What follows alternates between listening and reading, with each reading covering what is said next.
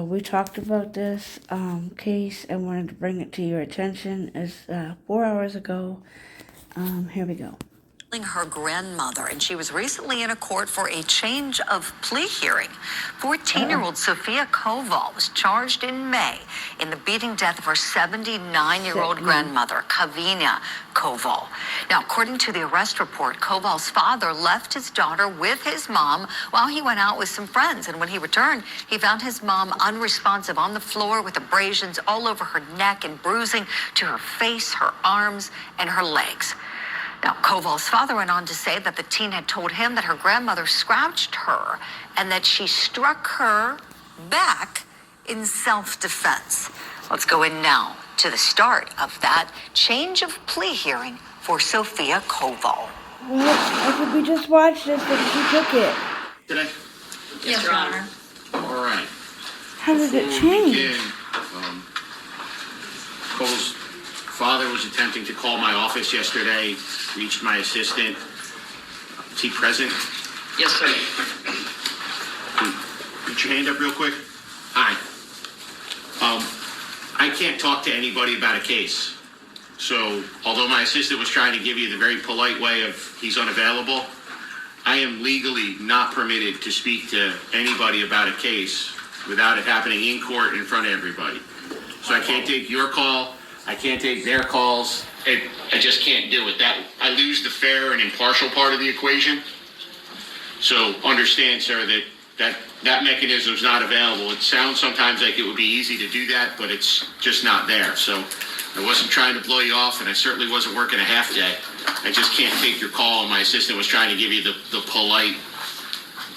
Appreciate it. He's nicer than I am. That's what most people tell me. All right? You'll have an opportunity to speak in a couple of moments, according to the state attorney's office, okay? So you'll get an opportunity to say whatever you want to say at that point, but you understand how I have to take it in, right? Yes, sir. All right. Any other questions from anybody else before we begin? No, Your Honor. All right. Want to raise your right hand? What the fuck happened? I thought she just... Do you swear affirm to tell the truth, the whole truth, and nothing but the truth?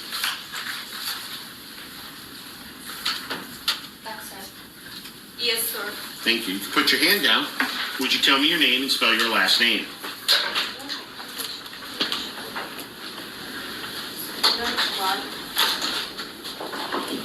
Sophia Koval.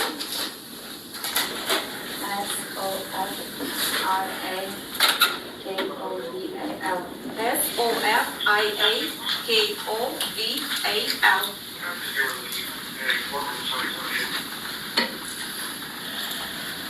Are you under the influence of any alcohol, drugs, or prescription medication? Yes, sir. No, sir. Do you suffer from any physical or mental illness? Yes, sir. No, sir. How old are you? Master. I'm 14 years old. How far have you gone in school?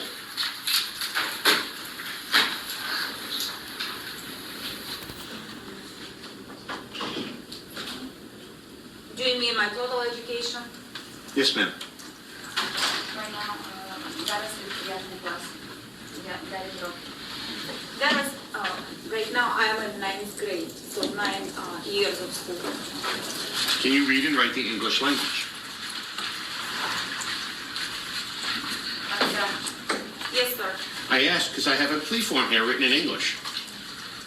I've got your initials on all the number paragraphs on page 1, all the number paragraphs on page 2, and I've got a signature where it says defendant's signature. Did you put those there? Так, sir. Yes, sir. That indicates to me that you either read this document or had it read to you and that you understood each of the paragraphs and the entire document. Is that fair?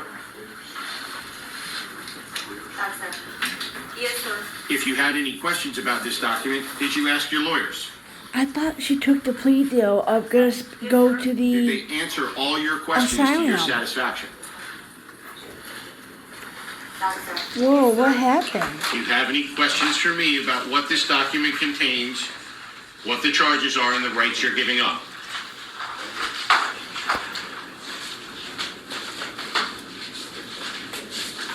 Yes, sir. No, sir. If at any point in time you do, I need you to speak up and tell me, okay? Yes, sir. Yes, sir. All right. I thought she could. Have you had enough time to discuss this case with your attorney? Or attorneys? Accept. Yes, sir. Have you discussed any possible witnesses, motions, or defenses that may be available to you? In other words, how you might fight or contest the case. Do you understand that? Accept. Yes, sir. Have you talked about the difference between taking a plea versus going to trial?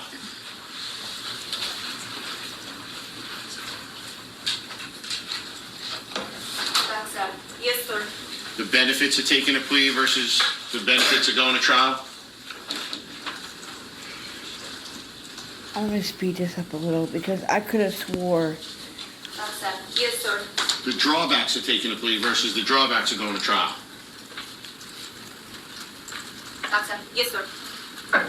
In all your conversations with your attorneys, is there anything you've asked them to do that you think they have not done? Accept. Yes, sir. We're fairly early on in this process. You understand that you could give your attorneys more time to look into things and explore things and give them more time to research things, take more depositions, file motions. You could give them time to do that, and I would never hold that against you. Do you understand that?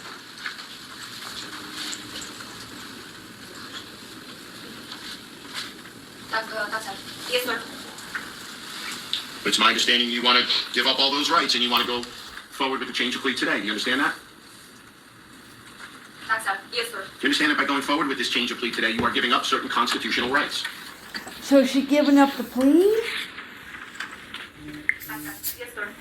You are giving up the right to plead not guilty and have a trial. A trial would require members of our community to be called to sit as jurors, and the state would have to prove the case to that jury beyond and to the exclusion of a reasonable doubt. Do you understand that? Accept.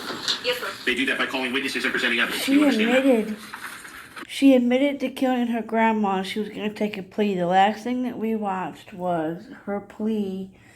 She was going to go to asylum, maximum security place. She was supposed to stay there till the age of 21. She was able to be rehabilitated. I don't know. I don't know what's happening here. Everything's, I don't know. We'll keep going. Accept. Yes, sir. Your attorneys would have the right to cross-examine the state's witnesses, examine the state's evidence, make arguments, motions, and objections on your behalf. Do you understand that? Accept. Yes, sir. Do you understand that the state cannot call you as a witness because you have the right to remain silent? Accept.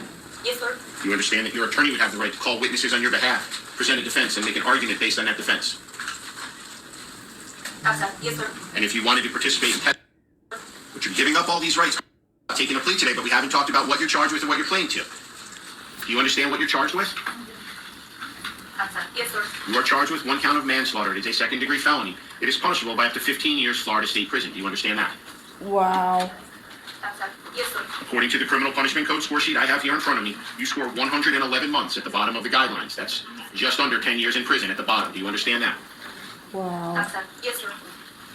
Your attorneys have negotiated on your behalf that you would be adjudicated guilty of this charge, then you would be sentenced to juvenile sanctions, where you would be committed to a maximum risk program, followed by a conditional release, not to terminate without a hearing. For how long? You have terms and conditions. Till the age of 21.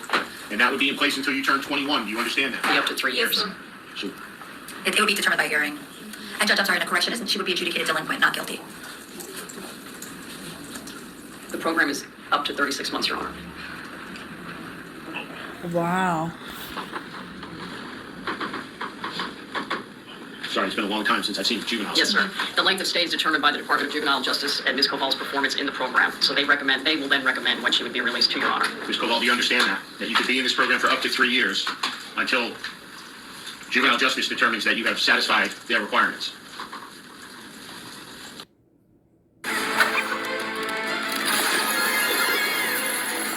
Wow. So she is going to that program. Yes, sir. Followed by that, you would be on what's called conditional release. And you would be on that version of supervision until the court orders that you be removed from that or you turn 21. You understand that? Doctor. Yes, sir. Do you understand what the consequences of if you violate the terms and conditions of this agreement? Meaning if you got arrested for other crimes or you didn't follow the program's requirements, do you understand what could happen to you? That's it. Yes, sir. Do you understand that one of the consequences of that, if you were to violate in certain ways, that you could be resentenced as an adult? That's it. Yes, sir. And if you are sentenced as an adult, the sentencing guidelines come back into play of 111 months at the bottom, up to the 15 years Florida State Prison. Do you understand that? That's it. Yes, sir. And you want to take this plea because you believe it's in your best interest? That's it. Yes, sir. And you've had enough time to talk to your lawyers about this. That's it. Yes, sir. And as we discussed previously, you want to give up your right to go to trial because you want to take this plea. Wow. That's it. Yes, sir. Do you understand that by giving up the right to go to trial, you're also giving up the right to appeal anything that would have happened in the trial? So any sentence, judgment, ruling, mistake I may make, you're giving up the right to challenge to a higher court. Do you understand that? That's it. Yes, sir. Do you understand if you are not a United States citizen, you are subject to deportation under the laws of the Department of Homeland Security? That's it. Yes, sir. Do you understand if the offense to which you are pleading is sexually violent or sexually motivated in nature, or you've never previously been convicted of such an offense? This plea will subject you to what's known as the Jimmy Rice Act, which would allow you to be involuntarily committed at the conclusion of your sentence. Do you understand that? That's it. Yes, sir. And if the case involves drugs, you're going to lose any state-issued license, including a driver's license, for up to 1 year. Do you understand that? Wow. So this is her 1 year driver's All the rights license. you're giving up. Do you still wish to go forward with this change of plea today? That's it. Yes, sir. Either attorney aware of any DNA that if tested in this case would exonerate Ms. Kowal. No, Your Honor. No, sir. I will incorporate by reference to the signed DNA agreement. Please hear factual basis. On May 23rd, 2024, Sophia Koval did beat Yevgenia Koval about her head and body, resulting in multiple injuries. And during that beating episode, Sophia Koval did cause Yevgenia Koval to suffer blunt trauma to her head, resulting in her death. Based on that recitation, the court found a factual basis to go forward with the negotiated change of plea. Are you waiving a PSI? Yes, Your Honor. Ms. Kowal, the state's now asking to sentence her on the juvenile sanctions. Yes, sir. Ms. Kowal, in case number 24-01-0822, CF today.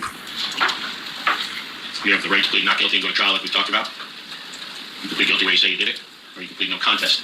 No contest is you're not saying you did it, you're not saying you didn't do it, you're just saying, Judge, I'm willing to take this punishment in order to move on with my life. How do you wish to plead?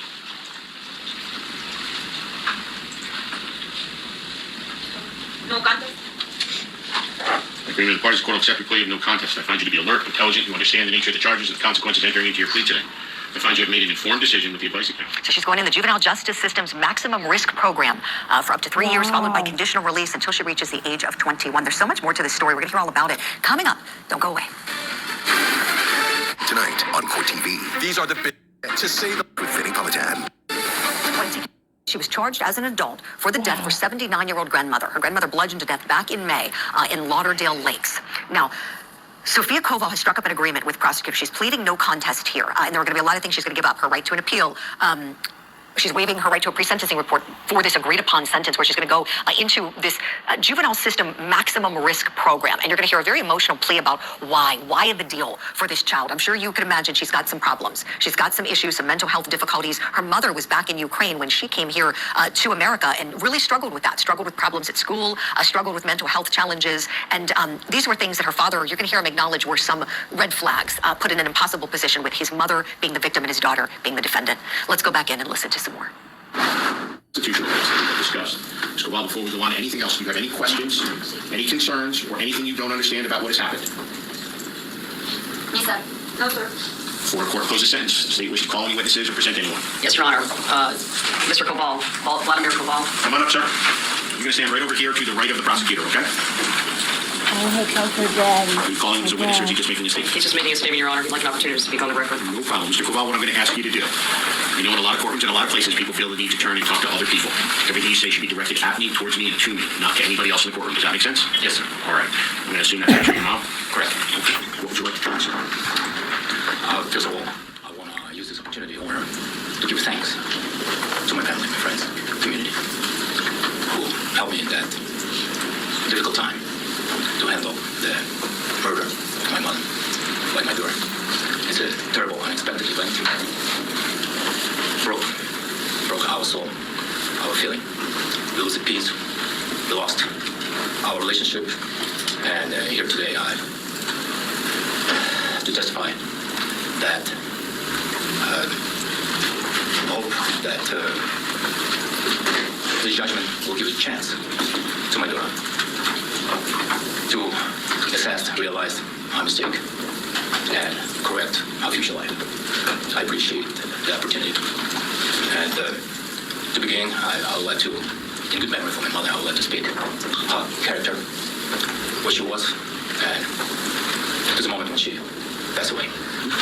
So, my mother born in 1944 in France during the German occupation. And after war, in 47, our family decided to move back to homeland, Ukraine, in Western Ukraine, where they start new life. And so it was a difficult time after war, disaster, starvation, and so on. So basically, she see all difficulty of this existence under Communist Party, under that dictatorship. And so she self-educated. She's been a teacher and educator in a kindergarten. All her life till she retired. She loved kids. She loved people. She served community, church. She's been involved in our family a lot. Our family. My father was protector of our peace, dignity. We raised with value of Christian faith. We respect life. We respect neighbor, people, and Well, I cannot believe it, guys. appreciation to. I would Alright, say you guys having can ideal tell more of family. the story. I gotta get some things done. I'm gonna get ready to We are give them a responsible shower. for life of our parents. Everybody has a great as they night. I'm get gonna go older. watch Lady K. Get up in the shower. So Love you all. in Have a 2015, beautiful night. my father